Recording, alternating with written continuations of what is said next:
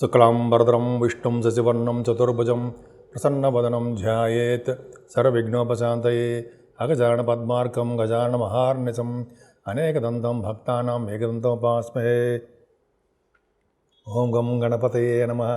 ఓం శ్రీమాత్రే నమః. ఓం శ్రీ గురుభ్యో నమః.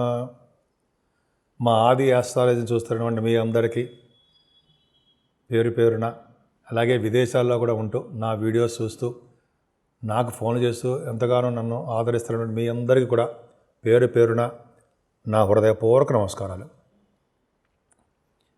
ఇప్పుడు మనం జనవరి 12వ తారీఖు నుంచి జనవరి 18వ తారీఖు 2025 వరకు 2025 సంవత్సరం చెప్పుకోబోతున్నాం. దానికంటే ముందర ఏంటంటే, మీరు మీ జాతకాలు తెలుసుకోవాలనుకుంటే మీ date of birth, time of birth, place of birth, మీరు ఎక్కడ పుట్టారు ఏంటనే అన్ని వివరాలన్నీ కూడా మీకు ఒకవేళ మీ జాతకంలో సమస్యలు ఉంటే తెలుసుకోవాలనుకుంటే మా ఆది ఆస్ట్రాలజీ అని కింద స్క్రోల్ అవుతుంది అన్న నంబర్ని ఫోన్ చేయండి.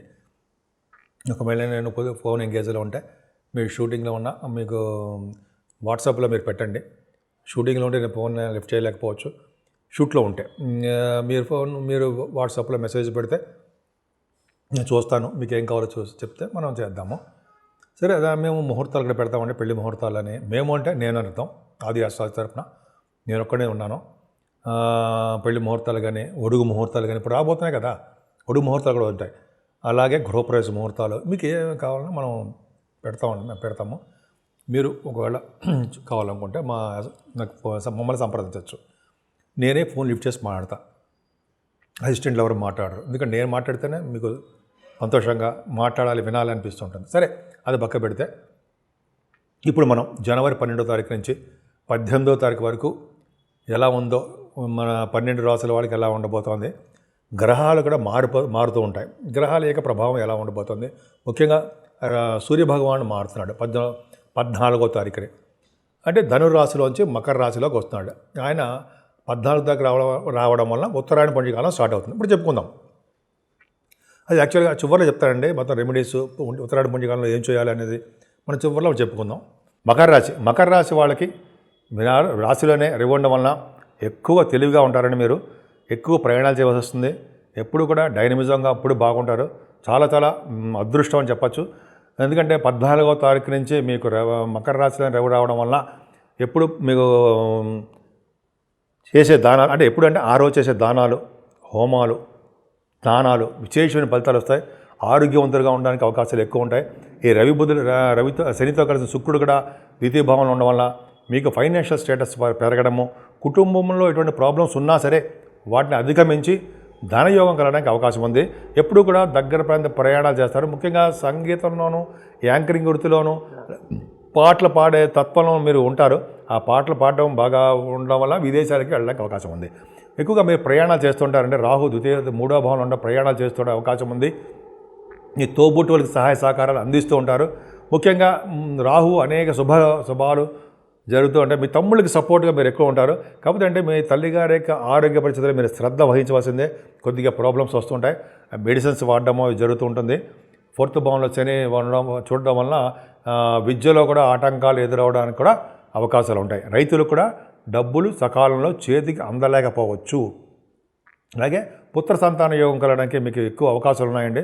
సో పుత్ర సంతాన యోగం ఉంటుంది గురు ప్రభావం వల్ల. అలాగే గురుడే మీకు వేద పండితులుగా బాగుండడము, మీ గురుడు ప్రభావం వల్లనే ఫైనాన్స్ సంబంధించిన వ్యవహారాల్లో బాగా రాణించడము. ఇంకా చెప్పాలంటే మీకు మీ ప్రభావం అంటే మీకంటే మీ రాశి వాళ్ళకి, మకర రాశి వాళ్ళకి స్టాక్ మార్కెట్లోకి బాగా యోగించే కాలమని, అలాగే గురు ప్రభావం వల్ల సాహిత్య రంగంలో బాగా రాణించడము, కొంతమందికి పదవులు కూడా రావడము, గాయత్రి మంత్ర సిద్ధి, ఇవన్నీ మీకు బాగున్నాయి. 7వ స్థానంలో కుజచంద్రుల కాంబినేషన్ ఉందండి. కుజచంద్రుల కాంబినేషన్ వల్ల మీకు జనరల్గా కుజుడు మంచివాడు కాదు కదా, 7వ కేంద్రాధిపతి దోషం ఉంది, కానీ యోగం ఉంది. అంటే త్వరగా మ్యారేజ్ విషయాలు కుదిరిపోవడము, భార్యాభర్తల అనురాగం చాలా బాగుంటూ ఉండడము. అంతేకాకుండా 7వ స్థానంలో వ్యాపారాభివృద్ధి, ముఖ్యంగా రియల్ ఎస్టేట్ రంగంలో వ్యాపారాభివృద్ధి బాగా ఉండడం అవకాశాలు ఎక్కువ ఉన్నాయి. అంతేకాదండి, మీ రాశి వాళ్ళకి అష్టమాధిపతి కూడా మీ రాశిలో ఉండడం అంత బాగుండదు.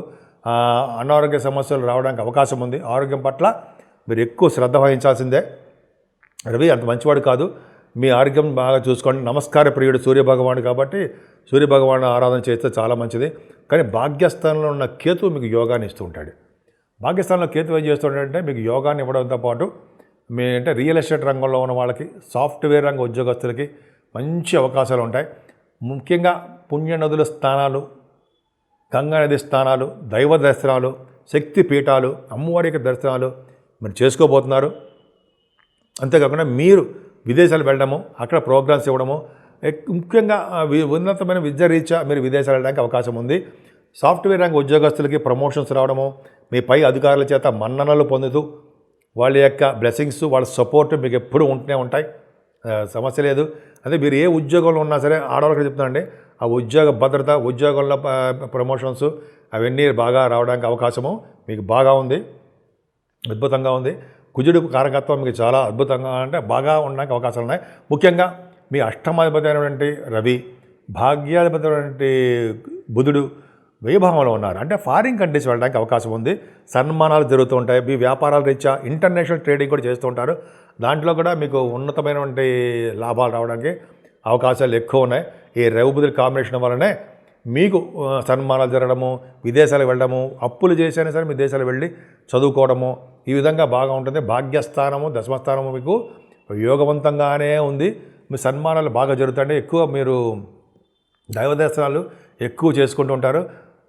తండ్రి గారికి సంబంధించినటువంటి ఆరోగ్యం పట్ల మీరు శ్రద్ధ వహించండి. మీ మదర్ గారు, మీ తండ్రి గారు యొక్క ఆరోగ్యం పట్ల మీరు శ్రద్ధ వహించండి. అంతేకాదు మీ ఆరోగ్యం పట్ల కూడా శ్రద్ధ వహించండి.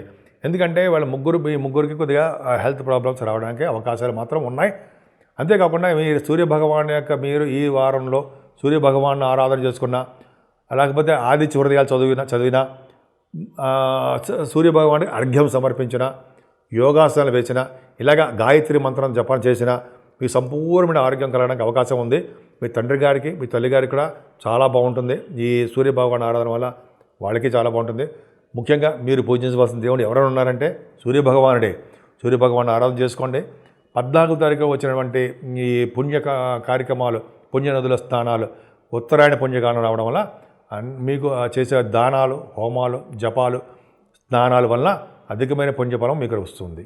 అన్ని రాశుల వాళ్ళకి చెప్పే సలహా అంటే ఒక విధంగా రెమెడీ అని అనుకోవచ్చండి.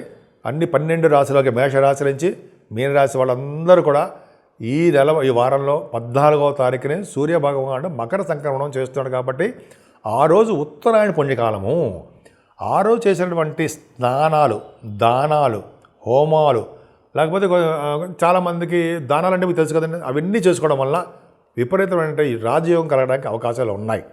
సో సూర్యభగవానుడికి నమస్కార ప్రియుడు కాబట్టి సూర్యభగవాన్ నమస్కారం చేయడము, అర్ఘ్యం సమర్పించడము, యోగాసన చేయడము, ఇవన్నీ కూడా గాయత్రి మంత్ర జపము 108 సార్లు అలా చేయడం వలన 12 రాశుల వాళ్ళకి అద్భుతమైన కాలం అని చెప్పచ్చండి.